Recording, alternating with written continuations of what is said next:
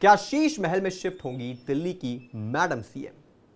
क्या जिन मखमली बिस्तर पर केजरीवाल आराम किया करते थे, जिन लाखों के पर्दों से केजरीवाल के घर की सजावट होती थी, जिन करोड़ों की टाइल्स पर केजरीवाल अपने शाही पांव रखा करते थे, क्या ये सारे सुख अब रेखा गुप्ता करेंगी? इसका जवाब दिल्ली की मैडम सीएम ने खुद दे दिया है और बता दिया है कि आने वाले समय में शीश महल का क्या होगा। देंगे आपको इस पर पूरी जानकारी, पर उससे पहले आयान भारत को सब्सक्राइब कर लीजिए। नमस्कार, मैं हूं आपके साथ स्नेह श्रेयस। आयान भारत देख रहे हैं आप। देखिए, आज यानी 20 फरवरी को दिल्ली की नई मुख्यमंत्री रेखा गुप्ता ने भाजपा के जबरदस्त शक्ति प्रदर्शन के बीच मुख्यमंत्री पद की शपथ ली। उनके शपथ समारोह में भाजपा के कई दिग्गज नेता शामिल रहे। भाजपा का शीर्ष नेतृत्व, जिसमें प्रधानमंत्री मोदी, गृह मंत्री अमित शाह और रक्षा मंत्री राजनाथ सिंह ने मुख्यमंत्री रेखा गुप्ता का हौसला बढ़ाया। इसके साथ ही ताजा अपडेट यह भी है कि आज ही कैबिनेट की पहली बैठक भी हो जाएगी। साथ ही यमुना घाट पर जाकर ब्यौरा भी लिया जाएगा। मगर बड़ा सवाल यह है कि क्या जिस शीश महल को लेकर बीजेपी केजरीवाल के ऊपर इतनी हमलावर रही है, उसी शीश महल में रेखा गुप्ता भी जाकर रहने लगेंगी? तो इसका जवाब रेखा गुप्ता ने खुद दिया है। रेखा गुप्ता ने दिल्ली के मुख्यमंत्री पद की शपथ ग्रहण से पहले साफ कर दिया कि वह केजरीवाल द्वारा तैयार किए गए शीश महल में नहीं रहेंगी।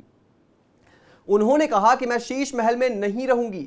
शपथ ग्रहण समारोह में शामिल होने से पहले जब रेखा गुप्ता से पूछा गया कि वह शपथ ग्रहण के बाद शीश महल में रहेंगे क्या, तो दिल्ली की सीएम ने कहा, जो अब वो बनी है, कि नहीं, मैं शीश महल में नहीं रहूंगी। यानी उन्होंने ये साफ कर दिया कि शीश महल का सुख भोगने में वो इंटरेस्टेड नहीं है। उन्होंने ये भी कहा कि उस शीश महल को म्यूजियम में तब्दील कर दिया जाएगा। साथ ही रेखा गुप्ता ने बीजेपी के चुनावी वादों का जिक्र करते हुए कहा कि 2500 रुपए की पहली किश्त 8 मार्च तक दिल्ली की महिलाओं के खाते में ट्रांसफर कर दी जाएगी। उन्होंने कहा कि प्रधानमंत्री नरेंद्र मोदी के सपने को पूरा करना दिल्ली में बीजेपी के सभी 48 विधायकों की जिम्मेदारी है।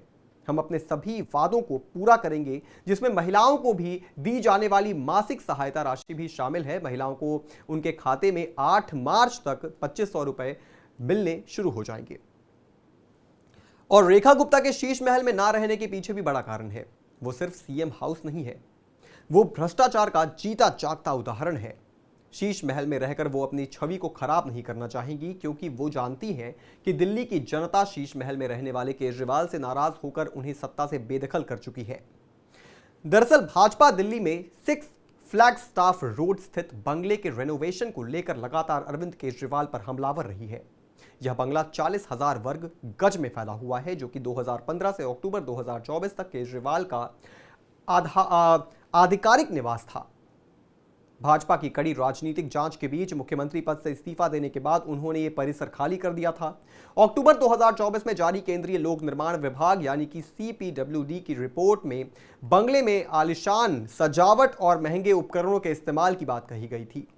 इसके बाद केंद्र ने हाल में ही शीश महल के जीर्णोद्वार में अनियमितताओं की जांच के आदेश दिए और CPWD के बंगले के निर्माण में भवन मानदंडों के उल्लंघन के आरोप की जांच करने का निर्देश दिया।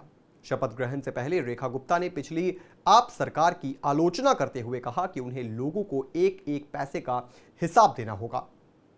रामलीला मैदान में अपने शपथ ग्रहण समारोह से पहले रेखा गुप्ता ने कश्मीरी गेट स्थित मरघट वाले हनुमान बाबा मंदिर में दर्शन किए।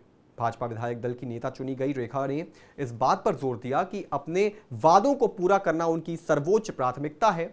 बीजेपी का कहना है कि कोरोना के समय में जब देश संकट में था, तब इस भव्य भवन का निर्माण किया गया था, अधिक खर्च किया गया, इसमें भ्रष्टाचार हुआ।